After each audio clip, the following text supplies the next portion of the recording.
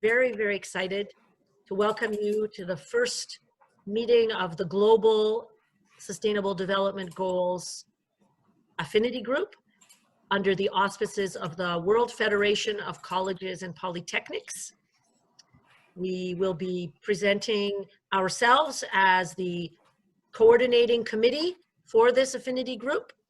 And then I will be explaining a little bit about how this affinity group is going to be its first year, and then introducing our speaker for the first half of the meeting. And you will notice that there is captioning happening in the bottom of your screen. We thought that might be helpful for folks who are listening in their second, third, or fourth language. We know we are using English as hopefully the best language, but we hope that by having that there, you can follow along if that's helpful. So without further ado, I'd like to introduce myself and then ask my colleagues from around the world to introduce themselves to you. My name is Judy Varga-Toth, and I am the Manager of Impact Partnership Services with Colleges and Institutes Canada. We are the Canadian National Association representing the TVET, or Technical Vocational Education and Training sector. And we are based in Ottawa, Canada. I'm very pleased to see you all with us, and I'd like to ask my colleagues now to each introduce themselves briefly to you, and we're going to start with Kenneth, please. Yes, hello. Good morning, afternoon, and evening. I'm Kenneth Barrientos. I'm from UNESCO Univoc. I'm coordinating the work of our center on SDG and greening Tibet. And we are based in Bonn, Germany. And some of you may be familiar because we are coordinating Univoc Centers, which is a global network of Tibet institutions and providers in all regions of the world. So we're very pleased to be collaborating in this initiative, and we are so glad to meet you virtually. Thank you. Thank you very much, Kenneth. I'd like to ask Glory to introduce herself, please. Thank you. Oh, you're back on mute again, Glory.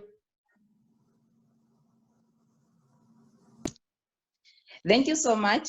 I'm Glory Mutungi, the Chief Principal of Nairobi Technical Training Institute in Kenya. I'm also the Chairperson of Kenya Association of Technical Institutions. I'm so excited to see all of you here today, and I'm looking forward to sharing on the SDGs, because we need to share as a whole world experiences of different countries. I'm in Africa, Kenya. Most welcome to this meeting. Welcome. Thanks very much, Glory. I would like Andre, please, to introduce himself. Well, good afternoon and good morning, everyone. Bonjour à tout le monde. Buenos días, buenas tardes a todo el mundo que estamos juntos. Well, the audience we have today is truly global, and congratulations to all of you who decide to attend to this very first event of the SDG Affinity Group. And special congratulations to the Aussies that are present today and who have had a very early morning. Well done, Jane, and all your colleagues and Aussies around. Well, it's a pleasure to be here. I'm André Bojano. I'm the Vice Chancellor for Community Engagement and Innovation at INACAP, which is a Chilean higher education institution who offers 2-year vocational and 4-year professional programs. We are in the vocational education and higher education sector since 1966. We have 28 campuses along Chile, where we educate more than 100,000 undergrad students. And we're very proud to prepare highly trained technicians and professionals to work in various industries. To them, we contribute to the socioeconomics and sustainable development of our country. And big part of the SDG Affinity Group respond to a strategic decision of my institution, which is to accelerate the adoption of SDGs among our educational model and learning process of our students, as well as the whole community. We acknowledge that to be successful in this challenge, we require a radical collaboration approach. Certainly, to overcome the SDGs number 4, which is the quality education, is a must, but it's also a must to overperform in SDG number 17, which is partnerships for the goals. For this reason, INACAP decided to say yes to the call made by SICAN to develop the SDG Affinity Group. Now led by them, we collaborate with UNESCO UNEVOC, TAFE New South Wales, and CATI, the Kenya Association of Technical Training Institute. We encourage you all to be part of this global venture to ensure no one is left behind. I wish you enjoy this event and hope to see you again around the SDG Affinity Group. Thank you. Thanks so much, Andre. I'd like to ask Jane now. Thank you. Welcome, everyone. I'm Jane, and I'm in Sydney, Australia. I'm on the land of the Gadigal people of the Eora Nation, and I pay my respects to our Indigenous peoples. I work for TAFE New South Wales, the government provider in New South Wales, Australia, one of the largest and longest established training institutions in the world. And I work in the field of multicultural engagement. I've been delighted to work with colleagues from all around the world on this initiative. And I would like to share one thing with you in the spirit of international cooperation. And that is, we discovered at our last meeting that Andre owns an Australian dog. So Andre has a blue heeler Australian cattle dog. So we truly are an international team. Again, welcome everybody to our inaugural network meeting. Thank you so much, Jane. So I hope you see the flavor of the group. We try to have representation very easily from around the world. And we thank those who got up very, very early in Australia and who stayed up very, very late in Kenya for joining us, and all of you at points in between. So I wanted to just share with you what we as a group have decided for the first year of this affinity group, how we would propose to run it. But we will look for all of you to consider giving us your ideas, your suggestions, joining the leadership team for future years. But for this year, we thought that we would meet monthly and that every session would follow a similar format as we will do today. So every session will include approximately a 20-minute presentation on a topic related to the SDGs. And then we will break out into smaller discussion groups so that you can have a chance to exchange with colleagues from around the world in a randomly generated discussion group using Jamboard as our way of collecting your feedback. It's a really easy, intuitive way of doing it. We hope that in every group, someone will have had some experience with it, but the link will be in the chat box and you will be able to put sticky notes and comments into answering 3 questions that have been created for today. And we will collect that information. And we are recording the early part of this session. So our welcoming words and the presentation. And then we will be sharing that information, the recording as well as the Jamboard information in the TVET forum. So the TVET forum has been kindly provided to us as a way to keep our communication going between monthly meetings.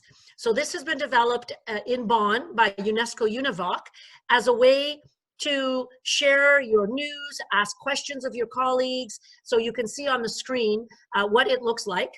And we'll make sure to share the link with you and you can join that group. And in there, we will both have the recordings of our sessions.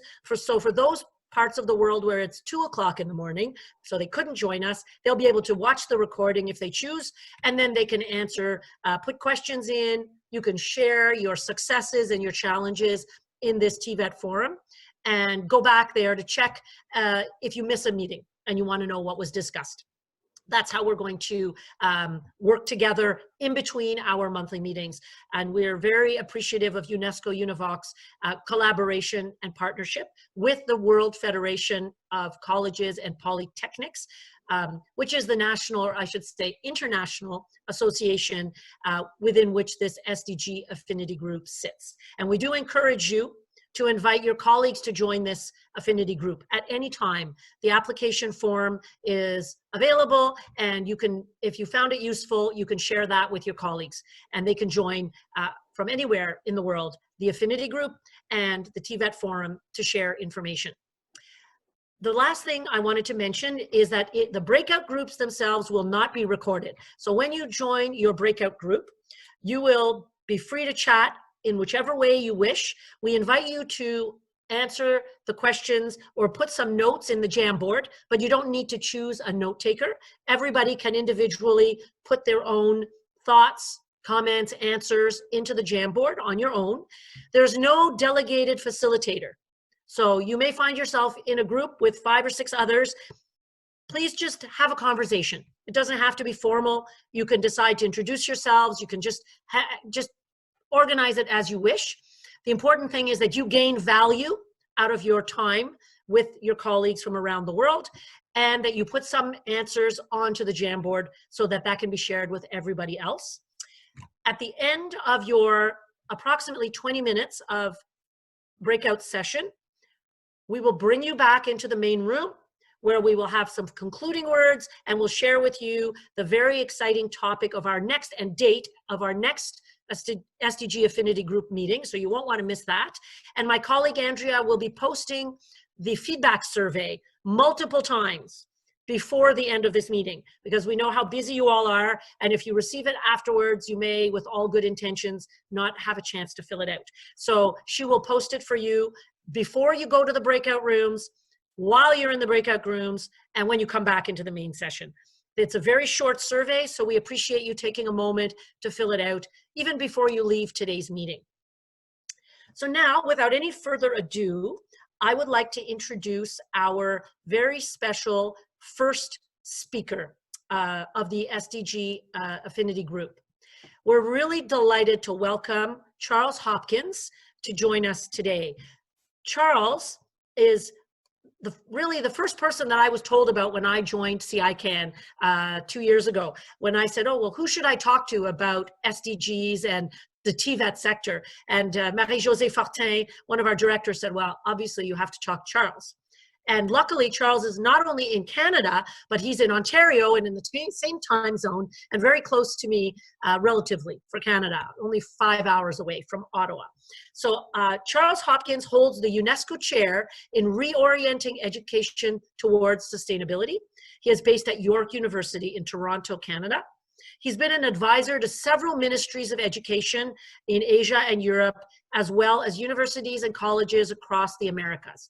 He has numerous publications and has lectured worldwide on a range of topics, from quality education to educating for global citizenship and educating for a sustainable future. Today, Charles is advisor to the United Nations University's Global Network of Regional Centers of Expertise on ESD, so Education for Sustainable Development, as well as co-director of the Institute on Education for Sustainable Development in Beijing, China. So we're proud to say that he's a Canadian and that he's very knowledgeable about the TVET sector. And I invite Charles to take over the screen and make your presentation. And we do invite you, if you'd like to make any comments in the chat box, you could put questions in the chat box, and we will be monitoring that and providing answers when and if we can. Thank you, Charles. Great. Well, thank you very much for the honor of being the first speaker at the Affinity Group. I appreciate that very, very much. And thanks for the kind words, Judy. It's really an honor to try and put the relationship between colleges, polytechniques, institutes, and so on, the importance of engaging them in the whole sustainable development movement. And so what I thought I would do to use these few minutes wisely, what could I add? Because I'm sure most of you are pretty steeped in all of this. And so let me begin just by acknowledging what Jane mentioned about indigeneity, and so I'd like to start with a little bit of sort of the history, the modern day history, because I think we all agree that indigenous peoples have stumbled upon the importance of not messing up the environment you depend upon a long time ago, but they also know about sharing and caring and looking after one another, and the importance of culture, the importance of language and who they are. But at any rate, our rediscovery that our development globally was sort of heading in the wrong direction was when the world leaders could finally agree in 1987 to the concept of sustainable development. Now, part of trace the role of education, because the implementation plan, the first implementation plan that was agreed upon at the Earth Summit in 1992 mentioned education. There were 40 chapters divided into 4 groups, one group on economic and social issues, another on environmental issues, another about who are the people who are never at the table, such as women, indigenous peoples, farmers, and so on. And then a 4th section on means of implementation, where there was a whole chapter on education, public awareness, and training. And it's in the outcomes of that Earth Summit that we have, for instance, the framework on the Convention on Climate Change. That was first opened up for signatories. The Convention on Biological Diversity. The Convention on Forestry was first put out there in a statement on principles, because the world couldn't agree on it. But at any rate, this was sort of the beginning, and it was referred to as Agenda 21. Now, where that fits in the big picture with its education is if we go back to the end of the Second World War, when UNESCO was formed, because once again, it was found that the concepts of war begin in the minds of men and women, and hence in the defenses of peace, we need to be working in the minds of men and women. But after that, of course, as said in 1987, the adoption of the Brundtland Commission with the concept of sustainable development. 1992 was the first implementation plan called Agenda 21. That ran to 2000, when the second big global implementation plan came about, called the Millennium Development Goals.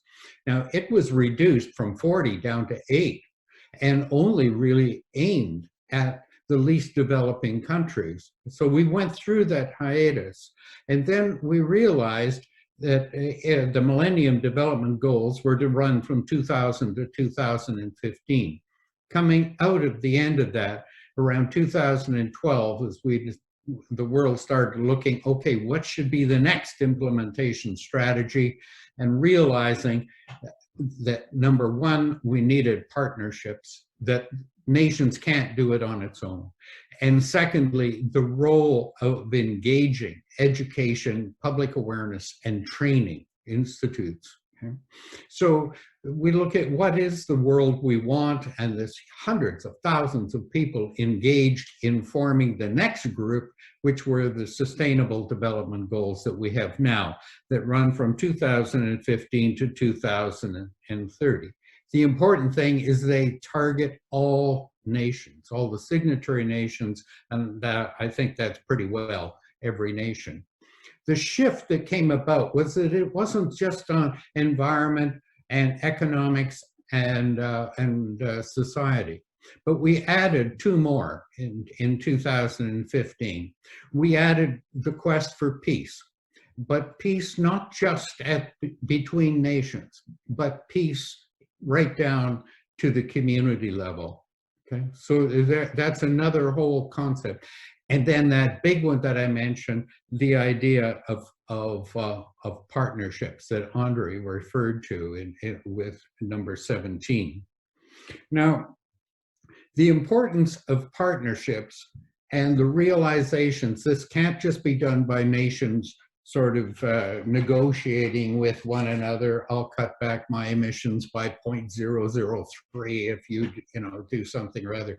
But this means that everybody needs to play a particular role. And if you look at goal 17, to strengthen global partnerships, which is what this affinity group is doing, and to engage not only national governments, but the whole international community, down civil society, the private sector and other actors, and of course, key to so much of this is the role of education. If we look at the Sustainable Development Goals themselves, there's a couple of ways that we really need to look at them. First, individually. So they're lined up sort of at the beginning with importance. The whole idea of number one being addressing poverty. That's what brought the whole concept of sustainable development together back in the 1980s, when we realized that you couldn't just go on environmental protection when there were so many people in the world that were in dire poverty. They needed development. So we have to have development, but it's what kind, right? So after that, hunger, and then health, and education playing a role, gender, etc. The other way of looking at it is that individually, think of them as a patchwork quilt, but one patch doesn't really do it, right? We need to think of them in reality, because issues are totally interrelated. You don't have hunger in isolation. Hunger also comes with education, economics, you know, these things. And I love this one that's been put out by the United Nations on, if you look at the issue of COVID, there is a role for each of the Sustainable Development Goals there. Now, the Sustainable Development Goals, of course, come with targets. Those of you who are familiar with SDG 4, you know there are 7 targets plus 3 others. So it's almost 10 targets in particular. And each of the targets have indicators. Some of them are addressed right to colleges and polytechnics and institutes and so on. For instance, the one with TVET. Okay, so it's target 4.3, and then there are indicators and so on. Some of the indicators are nations are to respond every year. Some of them, if you go down to the one on where it says provision under global citizenship, that 4.7.1, that is tied into reports that countries do every 4 years. But in that one, it is tied in with the people who have, since 1974, been reporting on human rights. But what do they really know that much about TVET? So, PTT. So how do we engage, you know, with them in the reporting? Because by reporting, we are actually helping our nations. And we are playing an important role there with our nations. The other thing is clarity around what is education for sustainable development. I was part of the original writing team back in the late 1980s, going into 1992, in trying to figure out that chapter on education, public awareness, and training. And we decided that it was really about 4 big things. One was access. We had millions of students who were not in school, right? So it was about access and retention. How do we keep people in our training and our education programs? But the second thing was realizing it was our most educated countries that were creating some of the greatest problems. Our goal was development, right? And what we needed was to reorient the purpose of education from development to sustainable development. The third was building public awareness and understanding of the whole concept. And the fourth were training programs where we do know how to do things better. How can we get out and actually do them? Now, this has now been finally realized by the whole of the United Nations General Assembly. They recognize also the role of education in promoting and enhancing public awareness and so on. But they also reaffirm education for sustainable development as a key element of SDG 4. But it's an integral part of every one of the Sustainable Development Goals. And they've reoriented or restated this twice in 2017 and again in 2019. UNESCO, about every 25 to 30 years, looks at what is the purpose of education, rethinking the possibility of transforming all of education. And we are going through that right now. Okay? The whole idea, it's called the Futures of Education. And it would be a wonderful opportunity for the Affinity group to put a submission in about the role of PTT and TVET and so on. Okay? So this is because they are opened up, they are getting responses from students, parents, from everyone. Thousands of people are putting in, and they are trying to build, where is this going to, what should be the future of education. Now, as well, I wanted to point out that UNESCO itself is coming out with a 10-year program on sort of a whole framework and a roadmap for education for sustainable development, with 5 particular target areas. One of them is transforming learning environments. Okay? The second one is building the capacity of educators. These two, as well as number 4, empowering and mobilizing youth, is so such a wonderful opportunity, because UNESCO and the world looks at colleges, institutes, polytechniques, and so on as the key to working with small to medium-sized enterprise. The big guys all have their VP sustainability that they march out when there's a spill or whatever, you know, or building it into new structures, building it into new products and so on. But the vast majority of enterprise in the world is small to medium-sized enterprise, and they need our graduates going in. So the idea of how do we build in sustainability in all aspects across our institutions? How do we begin to also think of building in not only the knowledge and skills, you know, to know and to be able to do, but how do we bring in the skills of them themselves being change agents? How do we factor that into our courses? So there's new ways of thinking this through.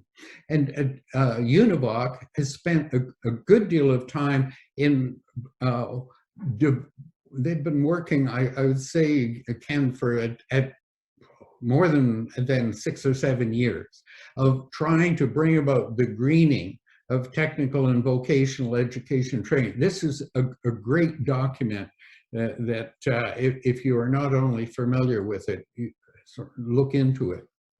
Because there are real challenges that are coming for us in our institutions, right? Beyond just, do we really need all our buildings? You know, now that we have the facility of being able to work online, work at a distance. There is so much is opening up.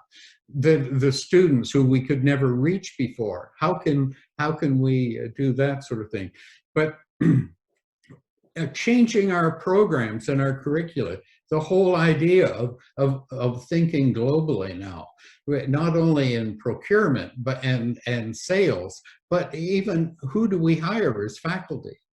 How, you know, what are the possibilities that are there? How do we manage the accelerating the trends and the risks that are there now for our graduates, preparing them for where we go into the world?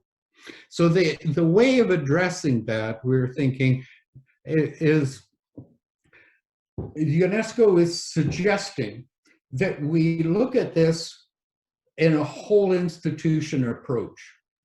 And I think we need to really be thinking about that. It's what do we project? What do we show you know, with our own campus operations. How can we think of our campus operations as living laboratories? How do we use this? Okay. What do we model? What do we bring into our research? How do we bring purpose into our research programs? So the Sustainable Development Goals as a purpose, a sustainable future for all. How do we bring, what do we put into our curriculum? What do we examine? You know, we can all mention in our business studies, oh, and there's sustainability. But do we actually include sustainability in our examinations? Our relationships to the community? And how do we build it into the very culture of our own operations? So the idea, I think, of as you look at the future of the Affinity Group, as you think about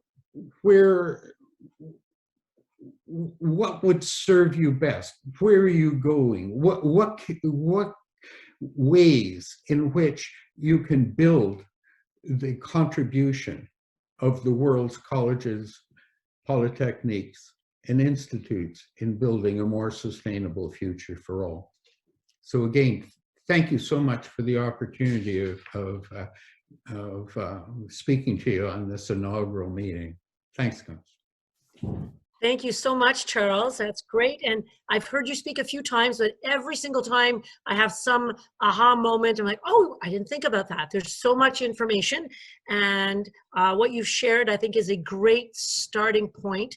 Some folks are already asking, of course, about the sharing of your deck with them.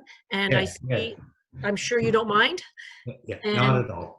And that you'll have his contact information. I'm sure, I know I was very much welcomed by Charles when I came to him as a newbie, and has been more generous than I could possibly think with his time and connections.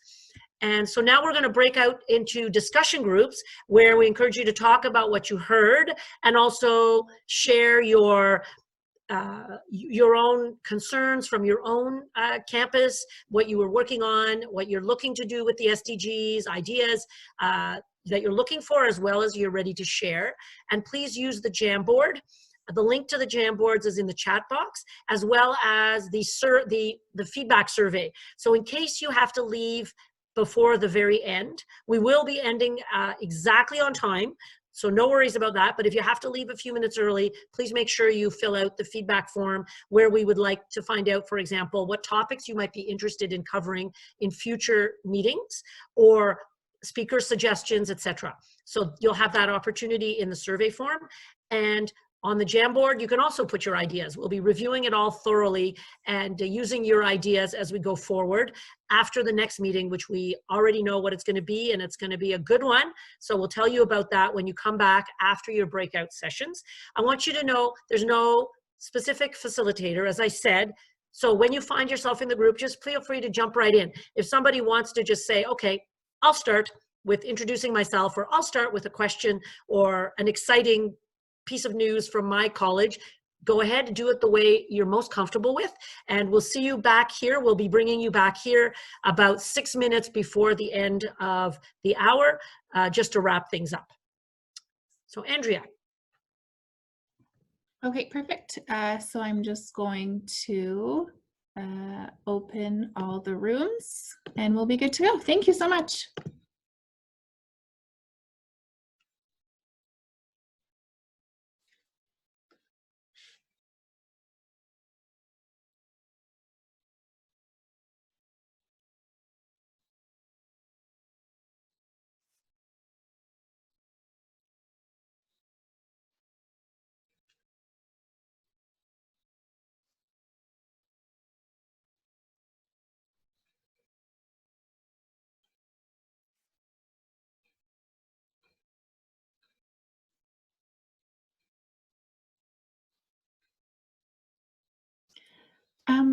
Are you two looking for a room or do you have one? Okay. Come back, everybody. I don't know how I feel about that. I know in our group, somebody was just in the middle of their sentence, but yeah, in the interest of time and to make sure that we finish, and you want to come back and see us again, we want to make sure that we finish on time. And so I hope you found that breakout group interesting enough that you'll come back again next month. And you can keep writing your comments on the Jamboard. And I forgot to say, if you want to write your note in French or in Spanish, or feel free to write your comment in, we at CICAN can manage most languages. So please feel free to write your comment in your language of choice. And somebody at CICAN, we have people speak about 40 different languages. I'm sure somebody will be able to translate, especially English, French, Spanish, Portuguese, for sure. But, we can do Czech and Hungarian and Cantonese and you name it. So please feel free to put your thoughts in the language of your choice. And please fill out the feedback survey, which hopefully is in the chat box again. So you can take a moment to fill that out while we just tell you about our plan for the next meeting. So in 1 month, on the 23rd of March, so again, every month it will be the same day that we plan to have the meeting, but the time of the meeting will change because we recognize that for some people this is a good time and for some people this is a really bad time. I know, for example, in Kenya, it's now getting very late at night to ask them to stay awake until 11 or 11:30. So next month, it will be on March 23rd, but the exact time will be coordinated with the speakers. And next time, the speakers will be from the United Kingdom, that we have invited speakers to join us who represent the SDG Accord. I don't know if one of my team could put the link to the SDG Accord in the chat box. Hopefully many of you are familiar with this. The SDG Accord is an opportunity for your institution or your student union or yourself as an individual staff or faculty member to sign the accord as a public commitment to the Sustainable Development Goals. We at Colleges and Institutes Canada signed the accord in September of 2020, and we are now working to encourage our nearly 140 member institutions in Canada to sign the accord. I know that at least two of those institutions are joining us on a call today.